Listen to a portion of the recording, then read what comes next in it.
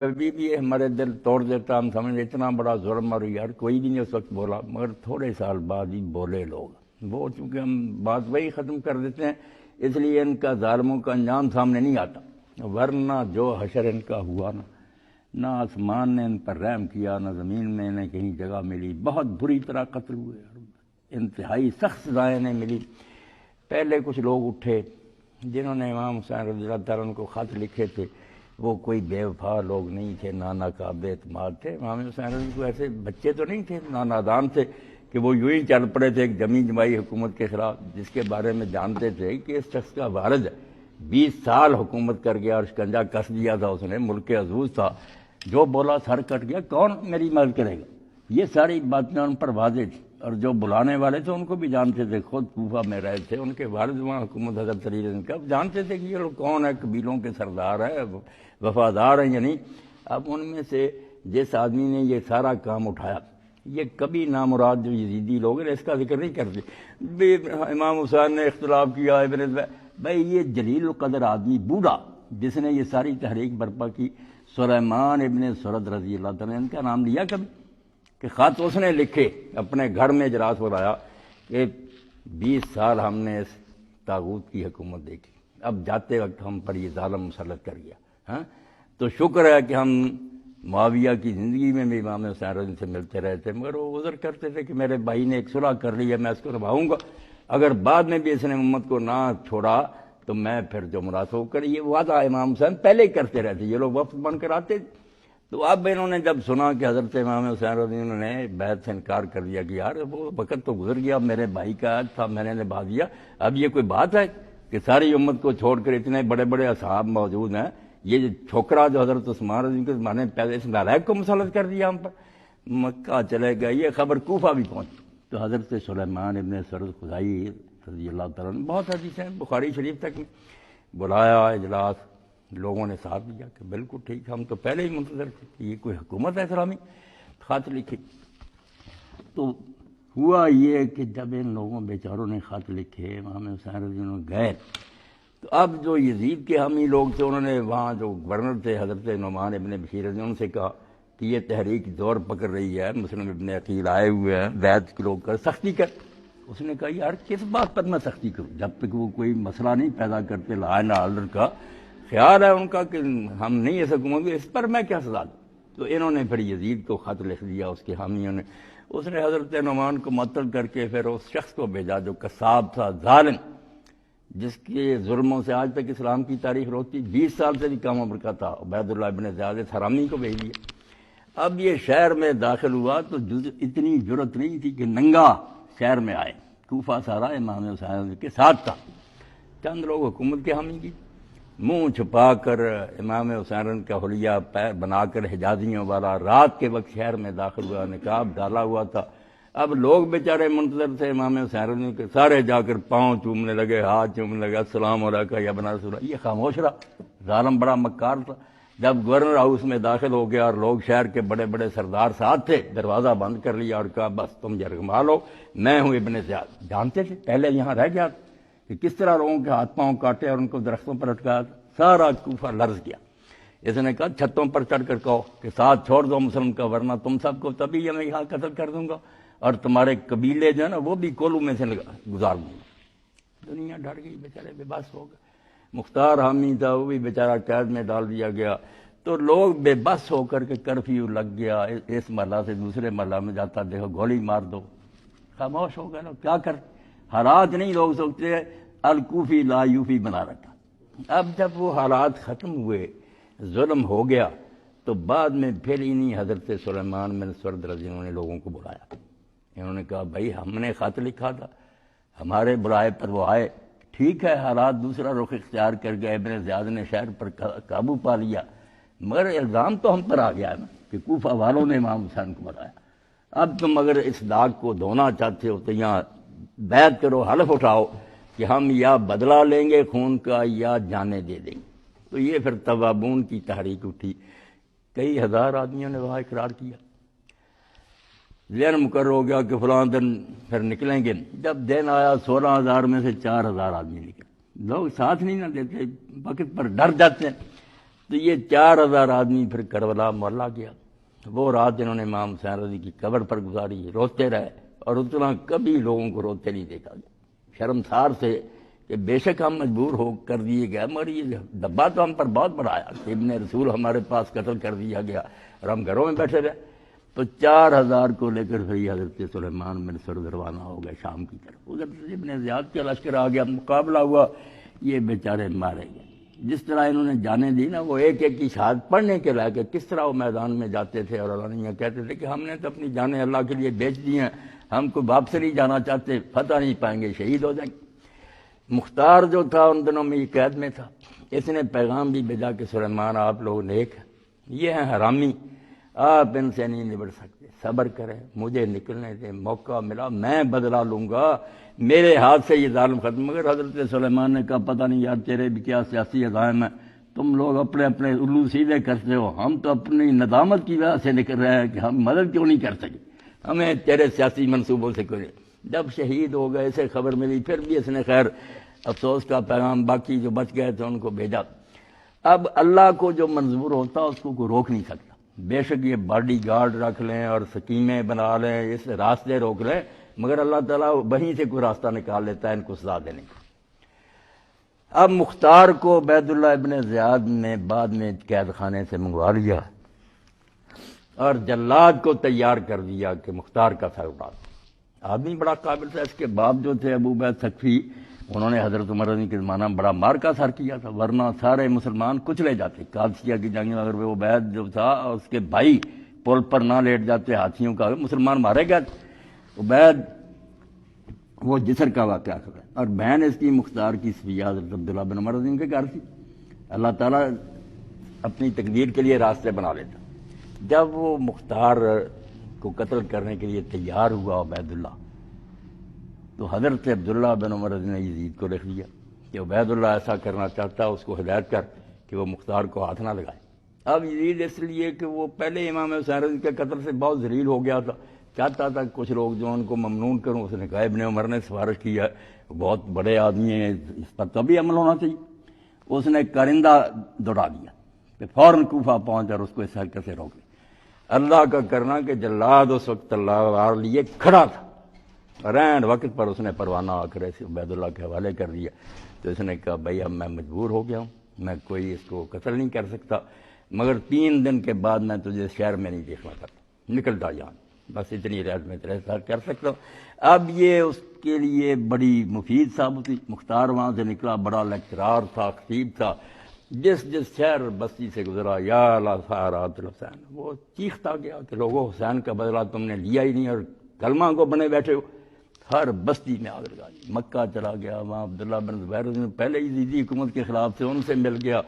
ان کے ساتھ رہا. پھر موقع پا کر واپس کوفہ کی طرف آیا اور اس پر پھر اس نے قبضہ کر لیا. اللہ نے اس کی مدد کی. یہ عبید اللہ ابن زیاد پھر عورت کا لباس پہن کر رات کو بھاگا، شہر سے جان بچا کر بھاگا. سارے شہر پر مختار کا قبضہ ہو گیا. اس نے پھر اپنی حکومت قائم کر لی اور وہاں قاضی بٹھا دیے، شریعت کے مطابق فیصلے. اور ایک دن اس نے قاضیوں سے کہا کہ آج میں خود فیصلے کروں گا. لوگوں کو پہلے اتنا علم تھا کہ یہ بہادر ہے، جنگجو ہے، علم کا پتہ نہیں تھا. مگر جس دن مختار خود قضاء کی عدالت میں بیٹھا اور اس نے مقدموں کے فیصلے کیے تو دنیا دنگ رہ گئی. انہوں نے کہا یار ہم پر تو اس کا یہ پہلو واضح ہی نہیں تھا، اتنا بڑا عالم اور شریعت کے بارے میں اتنی واقفیت. اس نے پھر حکم دے دیا کہ جو شخص میدان کربلا میں گیا تھا اور جس کا کسی قسم کا کوئی حصہ ہے، وہاں سپاہی تھا یا افسر تھا، زندہ نہ چھوڑ. بہت سے جو تھے وہ تو بھاگ گئے، شام ابن زیاد کے پاس چلے گئے، قابو نہیں آئے، ان کے مکانات گرا دیے، بلڈوز کر دیا ان کو. اور باقی جو ہاتھ میں آئے ان کو سزائیں دی. اب کئی ایسے پکڑے گئے جن کے ہاتھ پاؤں جب کاٹے نا، جب انتقام کا موقع تھا پھر لوگ کچھ آگے بھی نکل جاتے، ہاتھ پاؤں کاٹ دیے. پیاسا تھا وہ ہرملا اور چیختا تھا کہ پانی دو. اس نے کہا حرام زادے، جب حسین رضی اللہ عنہ جنت کی ایک چڑیا چھوٹے سے بچے کو لے کر میدان میں گیا تھا، پانی مانگا تھا، تو خبیث تو ہی تھا جس نے کہا کہ لشکر میں کوئی بددلی نہ پھیل جائے. بچے کو دیکھ کر تیر مارا اور امام حسین کے بازو کو بھی اس نے چھیددار بچے کے گلے میں سے پار ہو گیا. اور امام نے آسمان کی طرف اٹھا کر کہا کہ اللہ اگر تو یہی پسند کرتا تھے اپنے رسول کی یاد کے ساتھ تو ہم خوش ہیں، ہم تیرے فیصلے پر ناراض نہیں ہیں، اور وہیں اس بچے کو میدان میں دفن کر دیا، اب مجھ سے پانی مانگتا ہے۔ ایک ایک کو ایسی سزا دی کہ دنیا کانوں پر ہاتھ رکھتی کہ واقعی اللہ کی گرفت بڑی سخت۔ جب وہ پکڑنے پر کہیں ان کو چھپنے کے لیے جگہ نہیں دی۔ اب عمر بن سعد جو کمانڈر تھا میدان کربلا میں ابن زیاد کی طرف سے گیا، وہ اس کا بچہ جو تھا حفص، وہ آتا تھا مختار کے پاس بیٹھتا تھا، باپ جو تھا یہ گھر میں بیٹھ گیا، تو کسی نے جا کر یہ بات امام حسین رضی کے دوسری ماں سے جو بھائی تھے نا محمد بن حنفیہ، اس سے بھی کئی مکہ کہ مختار نے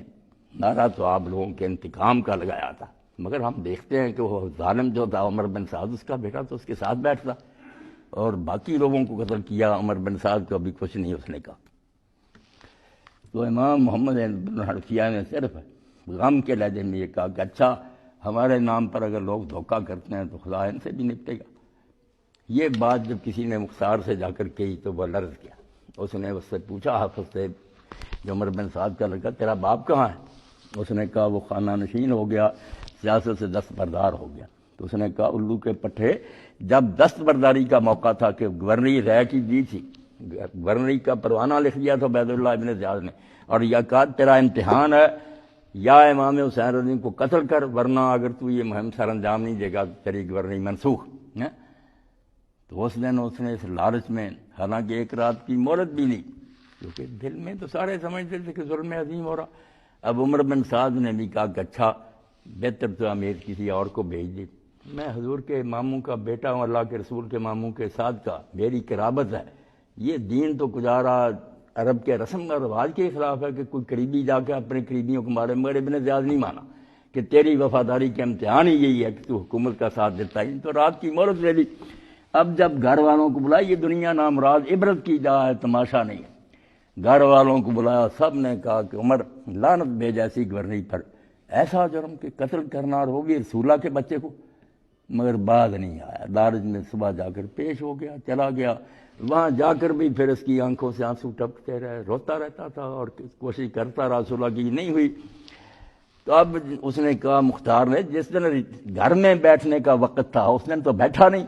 دنیا کے لالچ میں 4000 فوج لے کر چلا گیا، نواسہ رسول کو اب وہ گھر میں بیٹھ گیا، بھیج دیا سپاہیوں کو، جاؤ سر کاٹ کر لاؤ۔ جب اس کا سر کاٹ کر لایا تو اس نے کہا اس بیٹے کو کہ پہچانتا کس کا سر؟ اس نے کہا ہاں میرے باپ کا سر ہے، اور اس کے بعد مجھے بھی جینے کا کوئی شوق نہیں۔ اس نے کہا نہیں شوق تو ٹھیک ہے، لٹاؤ اس کو بھی قتل کر دیا، اور ساتھ ہی کہا تم لوگ نخرے دکھاتے ہو، میں اگر سارے قریش بھی ختم کر دوں نا تو امام حسین کے ایک بیٹے علی اکبر کی ایک انگلی کا بدلہ نہیں ہوتا، تم نزاکتیں دکھاتے ہو مجھے۔ تو میں نے اپنے رب سے یاد کیا ہے، اور اسی لیے اللہ نے مجھے تلوار کے سائے سے بچا لیا تھا کہ اس وقت تک نہ اٹھانا مجھے دنیا سے جب تک کربلا کے واقعہ سے تعلق رکھنے والا ایک فرض بھی زمین پر چلتا، نہیں چھوڑا اسے، واقعی نہیں چھوڑا، ختم کیے سارے۔ مگر بعد میں آپ دیکھیں عبرت کی بات کو پکڑ، پہلے اس نے ظلم کیا عبید اللہ ابن زیاد نے، اس کا سر کاٹ کر مختار کے سامنے اسی محل میں پیش ہوا جس میں کچھ مدت پہلے حضرت امام حسین کا سر آیا تھا نا، اور عبید اللہ ابن زیاد تخت پر تھا۔ تو صحیح بخاری شریف میں کہ وہ اپنی چھڑیاں امام حسین کے منہ پر مار رہا تھا،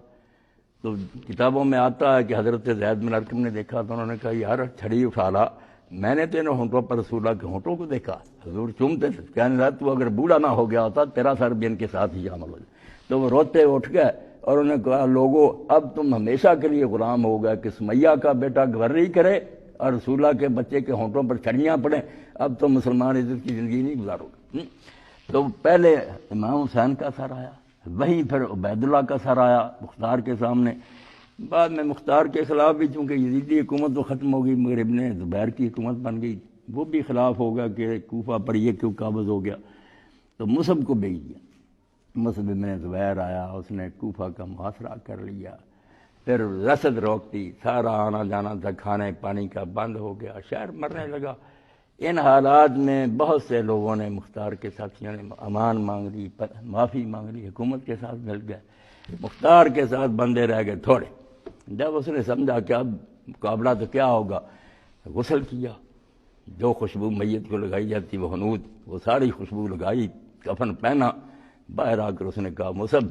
میں نے زندگی اپنے رب سے صرف اس لیے مانگی تھی کہ یہ قاتلان حسین کو زمین سے نابود کر، وہ کام ہو گئی۔ اب مجھے زندہ رہنے کی کوئی تمنا اور شوق نہیں۔ اگر تم مجھے مارنے پر تلا ہوا تو میں بہادری سے جتنا مقابلہ کر سکتا، وہ بھی مارا گیا، پھر اس کا سر بھی مصعب کے سامنے گیا۔ اب مصعب کا بھی یہی حال ہوا کہ وہ بڑا دوست تھا عبد الملک بن مروان کا، وہ خلیفہ بن گیا، بڑی دوستی تھی، بڑا یارانہ تھا بچپن سے، مگر پھر جب قتل ہوا اور اس کا سر عبد الملک کے سامنے آیا تو اس وقت عبد الملک نے بھی یہی کہا، ہے بھی حقیقت الملک حکیم، کہ یہ حکومت اور سیاست جو ہے نا بے رحم، اس کی میں کسی کے، اس نے کہا یار اس سے زیادہ پیار مجھے کسی سے تھا، مگر حکومت کی خاطر اس کو بھی مروا دیا۔ تو یہ مصعب بھی جب میدان جنگ کے لیے روانہ ہوا نا، اسی لیے اللہ تعالیٰ تاریخ بیان کرتا ہے قرآن میں، نوح علیہ السلام سے لے کر کے علم حاصل کرنا تو پڑھتے آؤ کہ دنیا میں کیا ہوتا رہا ہے۔ کیس تاریخ ہے تو خود بیگانہ ہے، داستان ہے قصہ ہے افسانہ ہے۔ اقبال کہتا ہے بیوقوفو تو سمجھتے ہو تاریخ کہانیاں ہوتی ہے، کہانیاں نہیں، اس دنیا میں اللہ تعالیٰ کی عملداری کا روز نامتا ہے کہ اس دنیا پر وہ کیسے راج کر رہا ہے، کس طرح لوگوں کو سر بلند کرتا، کس طرح پھر وہ ذلیل و خوار کرتا۔ پڑھنے سے تعلق رکھتا۔ مصعب کے گھر میں اس زمانہ کی دو سب سے زیادہ خوبصورت عورتیں تھیں، ایک امام حسین رضی کی بیٹی تھی، ایک حضرت طلحہ کی بیٹی۔ اب یہ مختار جب مصعب چلا ہے نا مقابلہ کی، تو اس نے کہا، حضرت حسین رضی کی بیٹی نے راستے میں کھڑی ہو گئی، اس نے کہا مصعب تم دیکھتے ہو کہ حالات کیسے ہو گئے، تم ان حالات میں کیوں جا رہے ہو؟ تو اس نے جواب میں کہا لم یترک ابو کے لبن الحرۃ عذرا، کہنا تیرے باپ نے کسی شریف زادے کے لیے کوئی بہانہ نہیں چھوڑا۔ حالات تو نظر آ رہا ہے، مگر تو اپنے باپ کی طرف دیکھ، تیرا باپ جب نکلا تھا اور جس حال میں میدان میں گیا جس طرح شہید ہوا، اس کے بعد کسی حلال زادے کے پاس کوئی بہانہ ہے کہ حالات خراب ہے اس لیے بات نہیں بن سکتی، تم سے زیادہ مجھے کون پیاری ہو دونوں سے، مگر اس وقت یہی ہے کہ میں جنگ میں جاؤں، مارا گیا۔ اب جب عبد الملک کو پتا چلا کہ یہ محل جو ہے کوفہ کا، یہاں امام حسین کا سر آیا، پھر عبید اللہ کا آیا، بعد میں مختار کا آیا، پھر مصعب کا آیا، تو یہ تو محل ایسا ہی، اس نے پھر وہ محل جو تھا نا گروا دیا، اس کو ختم کر دیا کہ شامت میرے ہی پہ آنے والی۔ تو اللہ تعالیٰ اس لیے کہتا ہے کہ اِنَّ بَطْشَ رَبِّكَ لَشَدِيدٌ، تیرے رب کی پکڑ بڑی سخت ہے، کوئی نہیں اس کو روک سکتا۔ اور یہ آپ دیکھتے ہیں کہ امیر معاویہ کا خاندان جو تھا ابو سفیان کی اولاد، ان کا تو سلسلہ فوراً ہی ختم ہو گیا نا، امت نے اتنی نفرت کا اظہار کیا، بعد میں جو ہم بنو امیہ کہتے ہیں وہ تو مروان اور اس کی اولاد ہے نا، دوسرا جو ساتھ خاندان انہی میں سے ہے، مگر وہ قبیلہ ہی دوسرا، انہوں نے حکومت سنبھالی اور کرتے رہے، اور وہ بھی اس لیے کچھ مدت گزار گئے کہ عبد الملک نے حکومت پر بیٹھتے یہ فرمان جاری کیا، حجاج ابن یوسف جیسے ظالم کو لکھا کہ خبردار ابو طالب کی اولاد جو ہے اس پر ہاتھ نہ ڈال۔ ہم نے دیکھا کہ ابو سفیان کی اولاد میں سے انہوں نے امام حسین کے ساتھ کیا، اور ابو طالب کی اولاد تو ان کی حکومت دیر پا نہیں رہی، بس معاویہ کے بعد یزید 3 سال رہا، اس کے بعد صرف 40 دن بیٹا چھوٹا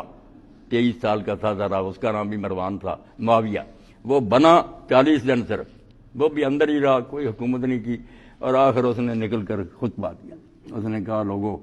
اگر یہ حکومت کوئی اچھی بات ہے تو ہم نے اس سے لطف اٹھا لیا، اور اگر برائی ہے نا تو ٹھیک ہے، میرے باپ دادا نے یہ برائی سے میل لی، قبروں میں جواب دیتے ہوں گے، میں یہ بوجھ نہیں اٹھا سکتا، جس کو تم چاہتے ہو امت میں سے بنا لو۔ یہ بڑی قربانی جب دوبارہ موقع تھا کہ امت پٹڑی پر لے آئے خلافت کو، مگر بس وہی بات جو ماس صاحب پڑھ رہے تھے، آنکھوں پر پٹی بن گئی، اتنا ان کو بے بس کر دیا تھا، فوراً مروان نے قبضہ کر لیا، چھوڑنے کا موقع ہی نہیں دیا، یہ بوڑھا بیٹھ گیا، 6 مہینے اس نے حکومت کی، اور حکومت کا پھر یہ حال ہوا جو اللہ کے رسول نے کہا 30 سال خلافت ہے پھر ملک کے عزوز، یہ لفظ کا فرق نہیں تھا، روح کا فرق تھا، ایسے ایسے بیٹھے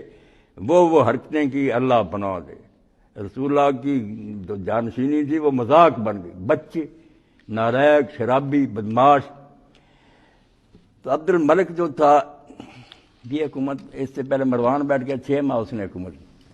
اور اس 6 ماہ میں نے بھی اس نے جو یزید کی بیوی تھی خالد کی ماں، اس سے نکاح کر لی،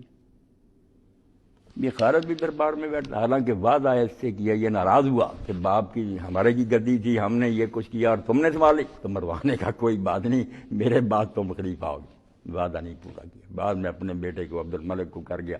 نہ خلیفوں کی کوئی زبان رہی، نہ کوئی بات رہی۔ حالانکہ آپ اسلام تاریخ پڑھیں نا عرب کی، عرب میں ہر برائی تھی، جوا، شراب، زنا، قتل، سب کچھ تھا، مگر بات کے پکے تھے۔ ایک ہی بات تھی عربوں کے پاس جس کی وجہ سے اسلام ان میں آیا کہ اتنی جنگ جوئیوں اور خون ریزیوں کے ہوتے ہوئے جب بات منہ سے کہہ دیتے ہیں نا عرب، کسی سے وعدہ کر لیا اس کو نبھاتے تھے، حتیٰ کہ جنگل میں اگر دو دشمن ہتھیاروں سے مسلح آمنے سامنے آ گئے، مگر ایک نے کہہ دیا یار تو میری امان میں نے وعدہ کر لیا تجھے نقصان، اسی وقت دونوں ہتھیار اتار کر پھینک دیتے، اکٹھے سوتے، اکٹھے سفر کرتے، کوئی اپنے قول سے پھرتا نہیں تھا۔ اور یہ ان کا اتنا مسلمہ تھا کہ اپنی مجلسوں میں وہ رات کو جب بیٹھتے، سمر کہتے جس کو داستان، کوئی بیٹھ جاتے تھے پھر اشعار سننے، نظمیں سننی، تو سیموئل کا قصہ عرب ضرور سنتے تھے کہ یہ روایت ختم نہ ہو جائے۔ اب سیموئل بن عادیہ کون کہ ایک قبیلے کا سردار تھا، جب امرؤ القیس اپنے دشمنوں سے تنگ آ کر بھاگا شام کی طرف، تو جو اس کے پاس ساز و سامان تھا وہ اس نے نہ بھاگتے بھاگتے سیموئل کے حوالے کر دیا کہ یار یہ میرا سامان اپنے پاس امانت رکھ رہا، خود بھاگ گیا۔ اب دشمن آ گئے، انہوں نے قلعہ گھیر لیا، پتہ چل گیا کہ اس کا سارا مال و دولت اس کے پاس ہے۔ انہوں نے سیموئل کو بلا کر کہا کہ قلعے کے اوپر آ، ہماری بات سن، یعنی ہماری دشمنی کوئی نہیں، تو درمیان سے نکل جا، اس کا سامان ہمیں دے دے، تو کیا اس لڑائی میں آتا؟ اس نے کہا اس میں کوئی شک نہیں کہ میری تمہاری کوئی جنگ نہیں، مگر میں عرب ہوں، وہ میرے پاس رکھ گیا، میں نے اس کا اس وقت سامان وصول کر لیا، امانت رکھ لی، نفع مجھے کوئی نہیں، مگر میں اب اپنی بات سے نہیں پھر سکتا، کچھ ہو جائے نا، میں اپنے قول کو اگر گندا کر دوں، میری بات نہ رہے، تو سارے عرب میں تو بوڑھی عورتیں تک چرخہ کاٹتے کہیں گے کہ سیموئل کوئی عرب نہ نکلا، یہ نہیں ہو۔ اب آپ دیکھیں حیرت کی بات ہے کہ سیموئل کا ایک ہی بچہ تھا اور وہ خود بوڑھا ہو چکا تھا، بیٹا گھر پر نہیں تھا، تو باہر سے آیا، دشمنوں نے پکڑ لیا، انہوں نے کہا چھت پر آیا، انہوں نے کہا یہ بیٹا تیرا ہے؟ اس نے کہا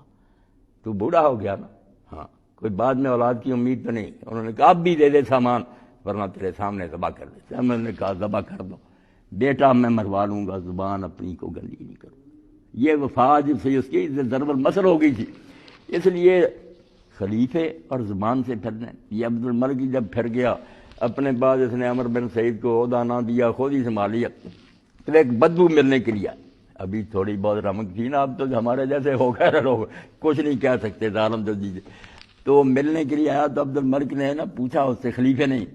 کہ عبد الملک کے بارے میں تیرا کیا خیال، اپنے بارے میں؟ اس نے کہا عبد الملک تو مجھے سے ہی مر چکا، عبد الملک تو ہے نہیں دنیا میں۔ اس نے کہا میں تو زندہ ہوں، نہیں اس دن ہی مر گیا تھا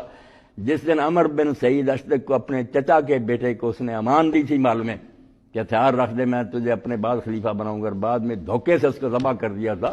اسی دن مر گیا۔ عربوں کی نظر میں عبد الملک اب دنیا میں نہیں ہے، یہ کوئی انسان ہے کہ زبان کر کے پھر جائے؟ تو خلافت جو تھی اس کا پھر یہ حشر ہوا کہ یزید کی نسل تو بس یہ مروانی چل پڑے، مگر عبد الملک نے اتنا سبق ضرور سیکھ لیا کہ حجاج سے کہہ دیا کہ آل ابی طالب جو ہے نا، ابو طالب کی اولاد کو نہ چھیڑنا، ان کو چھیڑنے کا نتیجہ ہم نے دیکھ لیا کہ آل ابو سفیان سے مسلمان ناراض ہو گئے، اور چند سالوں کے بعد ہی ان کی حکومت کا نام و نشان نہیں رہا۔ تو اللہ کی پکڑ سخت ہے، ٹھیک ہے ہم کمزور ہیں، اس لیے بدل ہو جاتے ہیں کہ دنیا میں کیا ہو رہا ہوتا، ایسے ہی آیا کہ ایسے لوگوں کو مہلت ملتی ہے، مگر پکڑ بھی بڑی سخت ہوتی، بہت بری طرح سزائیں ملتی ہیں، بڑے بڑے حکمران اس طرح دنیا سے مٹا دیے گئے۔